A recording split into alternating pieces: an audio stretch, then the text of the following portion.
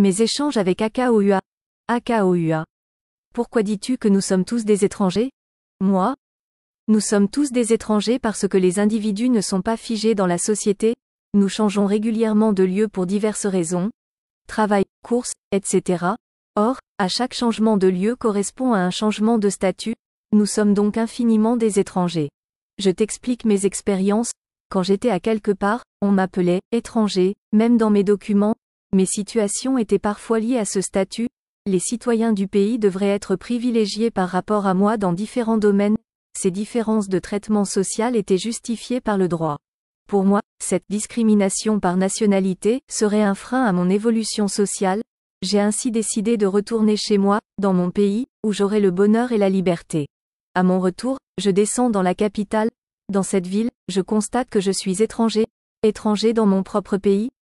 Oui, la priorité est donnée aux autochtones dans certains cas, même au sein de l'administration. Or, selon des témoignages, je ne suis pas issu de ce sol. En conséquence, mon problème n'est pas encore résolu, il me faut être chez moi pour me débarrasser de ce mot « étranger » qui fait de moi un « sous-homme » dans beaucoup d'endroits. Mais, d'où suis-je? Selon le dictionnaire, Robert, un autochtone est un natif, un individu qui est issu du même sol où il habite, qui n'est pas venu par immigration ou n'est pas de passage. Si tel est le cas, c'est que je suis originaire de mon lieu de naissance, j'y vais. Dans mon lieu de naissance, on me traite d'étranger parce que mes parents seraient originaires d'ailleurs, d'une autre région. Il y a toujours des différences de traitement. Par exemple, je n'ai pas le droit de participer à certaines réunions de prise de décision concernant des affaires villageoises. Encore, pour me débarrasser du mot « étranger », je me rends dans le village d'où seraient originaires mes parents. Ici, des gens m'accueillent en ces mots. Lonantche, danser, c'est-à-dire « bienvenue l'étranger ».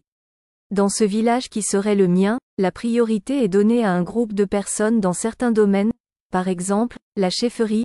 Mes parents n'en font pas partie parce que leurs parents seraient venus d'un autre pays. Toujours à la recherche de chez moi, je vais dans ledit pays. Dans ce pays, on m'appelle par la nationalité du pays d'où je viens. Finalement, j'ai compris que mon bonheur et ma liberté ne sont nulle part qu'en moi-même. AKOUA. Je comprends. La Bible déclare dans 1 Pierre 2 verset 11. Bien-aimés, je vous exhorte, comme étrangers et voyageurs sur la terre, à vous abstenir des convoitises charnelles qui font la guerre à l'âme. Extrait de Mémoires d'un migrant en Afrique de Soumaïla Diarra Souba, écrivain militant neutraliste humaniste.